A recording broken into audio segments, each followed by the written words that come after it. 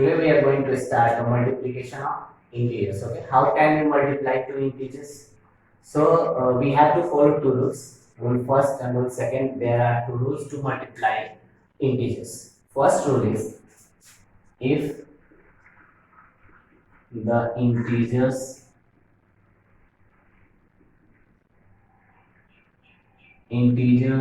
have same sign, then the product of integers will be positive. ठीक है, अगर दो इंटीजर्स है या दो से ज्यादा इंटीजर्स है, सबके साइन अगर सेम मीन्स अगर दो इंटीजर्स है और दोनों इंटीजर का साइन अगर जो है वह सेम हो जाए, टू इंटीजर्स हो और दोनों इंटीजर्स का साइन क्या हो, सेम हो, तो उस केस में क्या होता है कि जो भी प्रोडक्ट आएगा वो पॉजिटिव आएगा. ठीक है, तो जैसे देखो -7 इंटू -8, तो हम लोग क्या करना है, इस न्यूमेरिकल वैल्यू को पहले मल्टीप्लाई कर दो. 7 8 से कितना आता है, 7 8 से कितना होगा 56. ओके, और माइनस और माइनस, माइनस इंटू माइनस मिलकर क्या हो जाएंगे प्लस. यहाँ पर देख लेते हैं हम लोग, सेम साइन है, माइनस और माइनस का क्या हो गया, सॉरी प्लस, माइनस और माइनस है तो क्या हो जाएगा, या प्लस हो जाएगा. या प्लस इंटू प्लस है तो भी क्या होगा plus.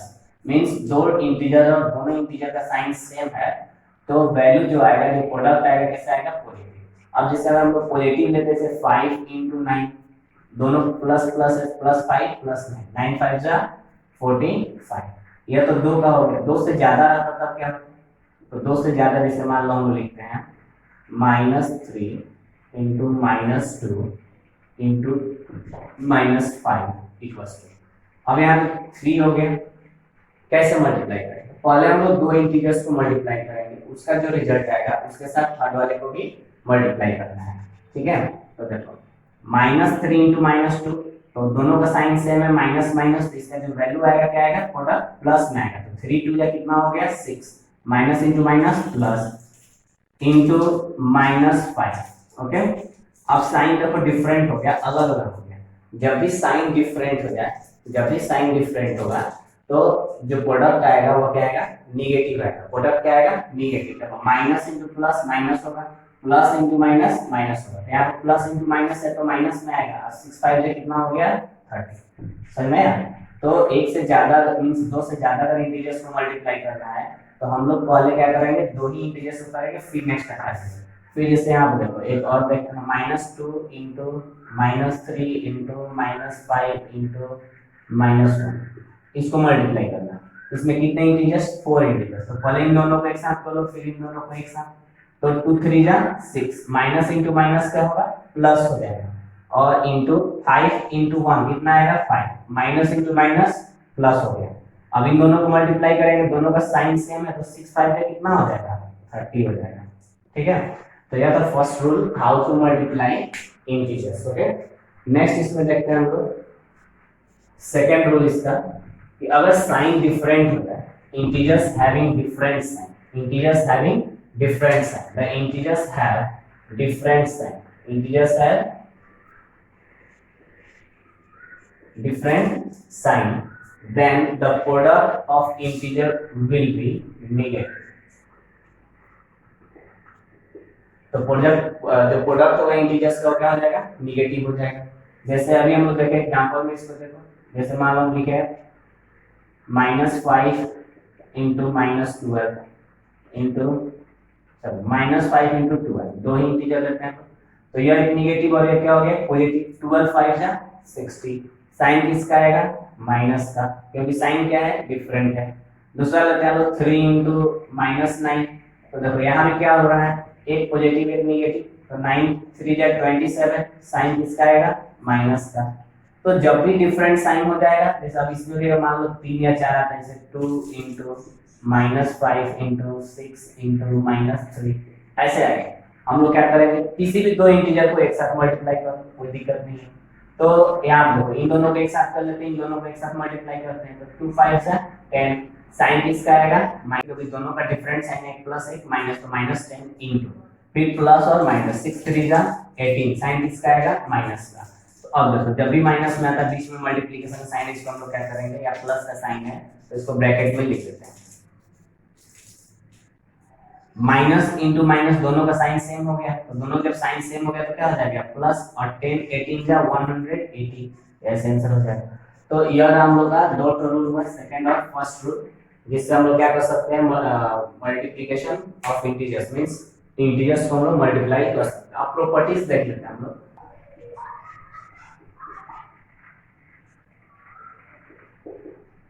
Properties of multiplication,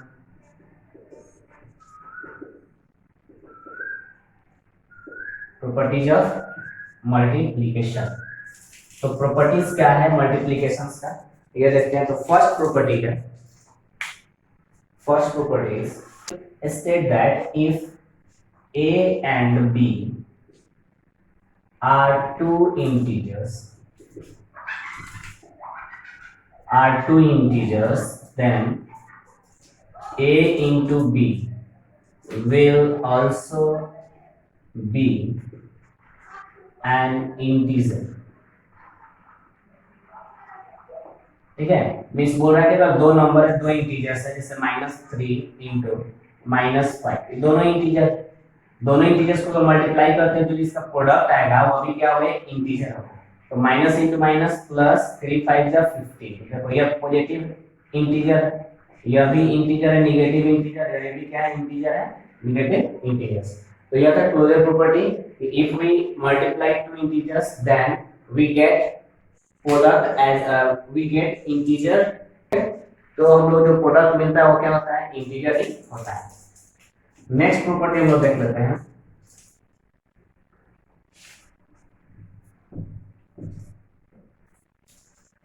commutative property.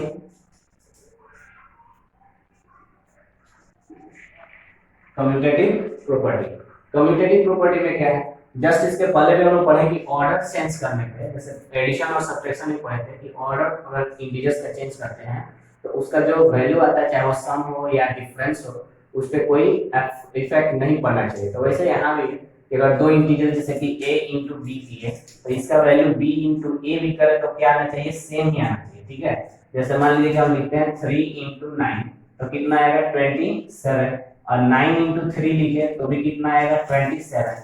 तो कम्यूटेटिव प्रॉपर्टी क्या कहता है कि अगर हम लोग इंटीजर्स के ऑर्डर को चेंज कर दें तो भी उसका जो प्रोडक्ट है वह चेंज नहीं होता है, वह सेम रहता है। जैसे कि इसका एग्जांपल हम लोग दूसरा भी लेते हैं, -2 इंटू 5 इक्वल्स टू यह होगा 5 इंटू -2 होगा ना, क्योंकि -2 इंटू 5 कितना आएगा -10, और 5 इंटू -2 तो कितना आएगा -10। तो इन दोनों केसेस में क्या हो रहा है कि वैल्यू सेम हो रहा है, means multiplication follow commutative property also. ये क्लोजर प्रॉपर्टी को फॉलो करता है और कम्यूटेटिव प्रॉपर्टी को फॉलो करता है। नेक्स्ट आता है associative property.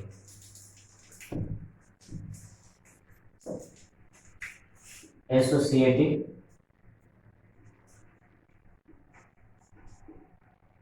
if a b and c are integers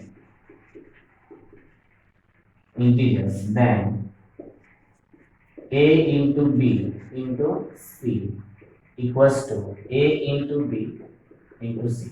means अगर ग्रुप हम लोग चेंज कर रहे हैं, ग्रुपिंग चेंज कर रहे हैं, पहले इसमें b और c को मल्टीप्लाई कर रहे हैं और सेकेंड वन में a और b को पहले मल्टीप्लाई कर रहे हैं, तो भी इसके प्रोडक्ट पे कोई इफेक्ट नहीं आता। जैसे हम लोग एग्जांपल भी तो इसको समझते हैं, जैसे -2 इंटू 3 इंटू 5, मान लिया हम लोग ऐसे देख लीजिए। ठीक है, इक्वल्स टू, दोनों को एक साथ लिखते हैं हम लोग। ठीक है, -2 into 3 into 5, -2 into 3 into 5।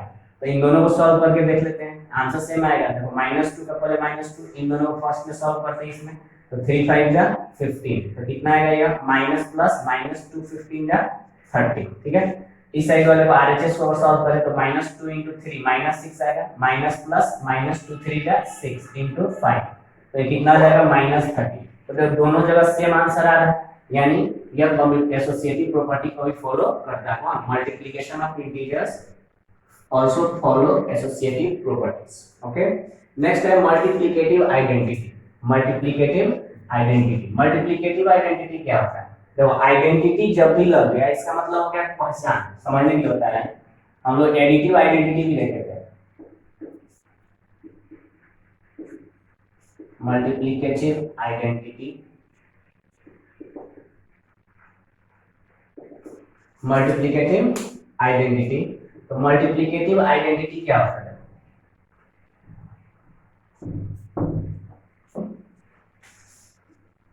Multiplicative identity होता है फॉर एनी इंटीजर,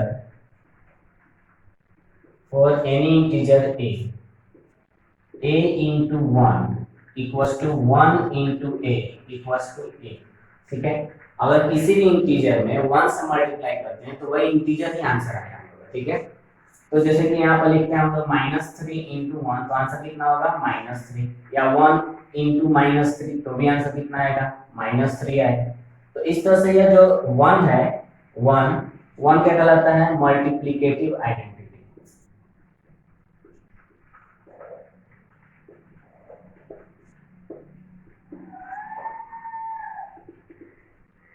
क्या कहलाता है? 1 multiplicative identity. Okay, 1 is called multiplicative identity for any integers। okay, एक multiplicative inverse। multiplicative inverse क्या होता है? if a and b are two non-zero integers,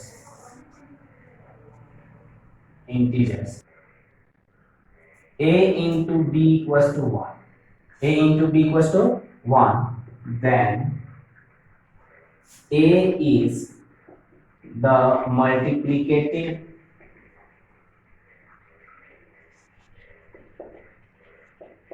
inverse of b, and b is the multiplicative inverse of a। ठीक है, a जो होगा वो b का मल्टीप्लिकेटिव इनवर्स होगा और b जो है वो a का मल्टीप्लिकेटिव इनवर्स होगा। कैसे देखते हैं? जैसे एग्जांपल हम लोग यहाँ पर लिखते हैं 3 into 1/3, इसको जब मल्टीप्लाई करेंगे कितना आएगा? 1 आएगा। ठीक है, तो 3 जो है वह 3 इस 1/3 का मल्टीप्लिकेटिव इनवर्स है और 1/3 इस 3 के लिए मल्टीप्लिकेटिव इनवर्स है। तो अगर कोई क्वेश्चन पूछता है कि -27 इसका मल्टीप्लिकेटिव इनवर्स बताइए, तो क्या करना है? कुछ नहीं, इसको हम लोग लिखेंगे इसका multiplicative inverse of -27 equals to 1/-27, means जिस नंबर का, जिस इंटीजर का मल्टीप्लिकेटिव इनवर्स पूछा जाएगा उसको लिखना है 1/, और जो नंबर, जिस नंबर का पूछा गया मल्टीप्लिकेटिव इनवर्स उसको नीचे लिखना है। अब जैसे मल्टीप्लिकेटिव इनवर्स पूछा है इसका -1/3 का मल्टीप्लिकेटिव इनवर्स बताइए, तो क्या करेंगे हम लोग? इसका मल्टीप्लिकेटिव इनवर्स लिखेंगे 1/-1/3। तो -1/3 जब लिखेंगे तो यह 3 कहां पे रहता है? ऊपर जाकर के मल्टीप्लाई रहता है, तो हो जाएगा -3/1, मींस दैट मींस -3। तो अगर -1/3 है इसका मल्टीप्लिकेटिव इनवर्स तो -3, अब -3 होता है इसका मल्टीप्लिकेटिव इनवर्स तो 1/-3। तो इस तरह से हम मल्टीप्लिकेटिव इनवर्स किसी भी नंबर का बता सकते हैं। ठीक है, एडिटिव इनवर्स भी जब देखे थे क्या था? केवल उसका साइन चेंज कर देना, जो भी इंटीजर दिया रहता था उसका क्या करना है? साइन चेंज कर देना है। यहाँ पर इंटीजर्स पढ़ रहे हैं इसलिए हम लोग को 1/3 का तो नहीं आएगा, लेकिन -3 या -7 -8 का दिया रहता है तो हम लोग ऐसे लिख देना है। नेक्स्ट प्रॉपर्टी जो है हम लोग का वो क्या है? Distributive property of multiplication over addition और सब्ट्रैक्शन।